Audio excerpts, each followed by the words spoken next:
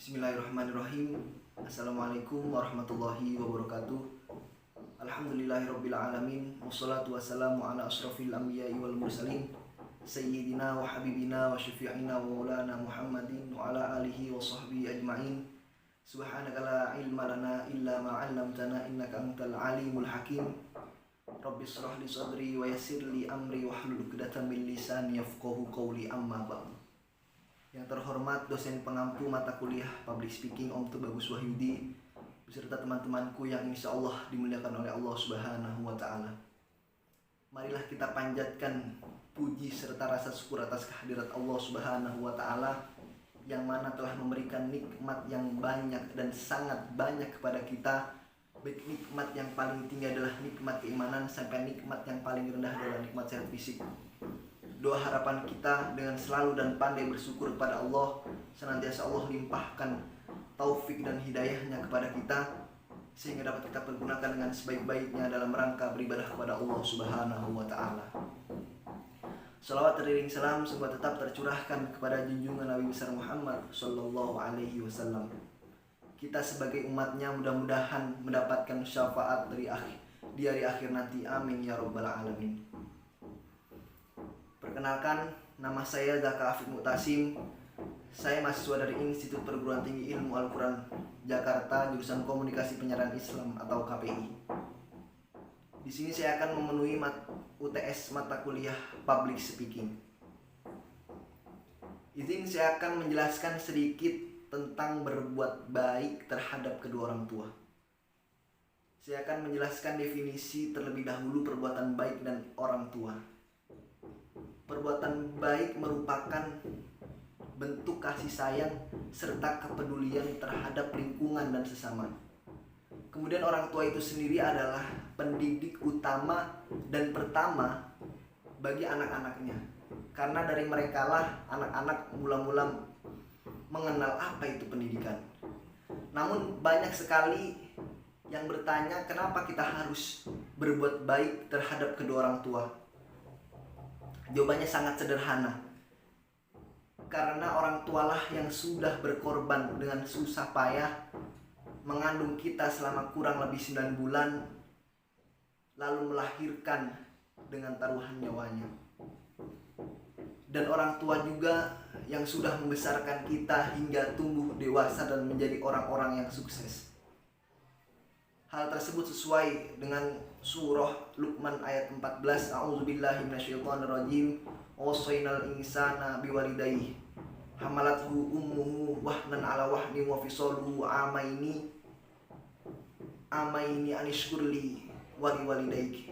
Yang artinya, kami perintahkan kepada manusia agar berbuat baik kepada kedua orang tua. Ibunya telah mengandung dengan lemah bertambah-tambah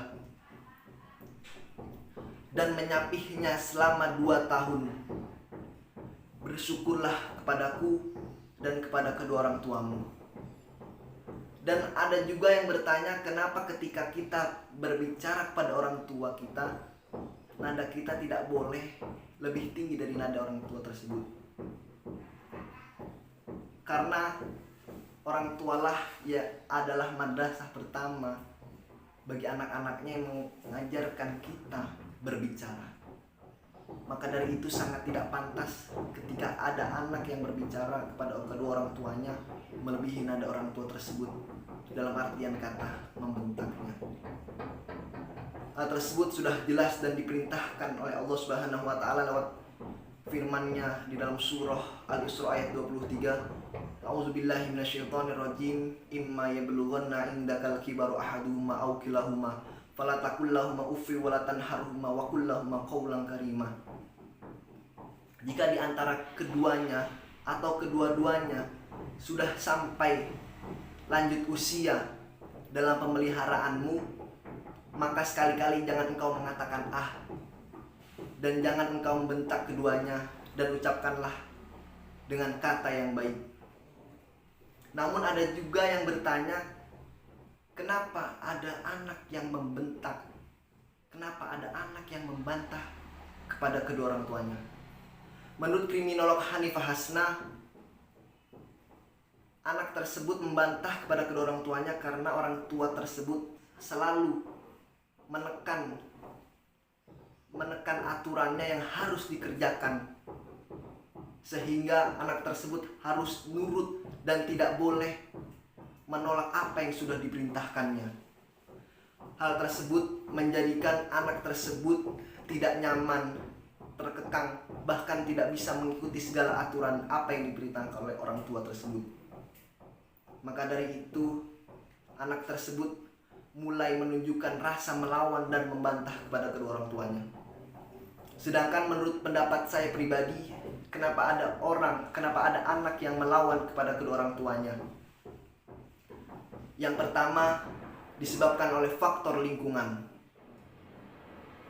Ketika kita bergaul dan berteman dengan orang-orang yang salah, itu sangat memberikan dampak yang buruk kepada kita.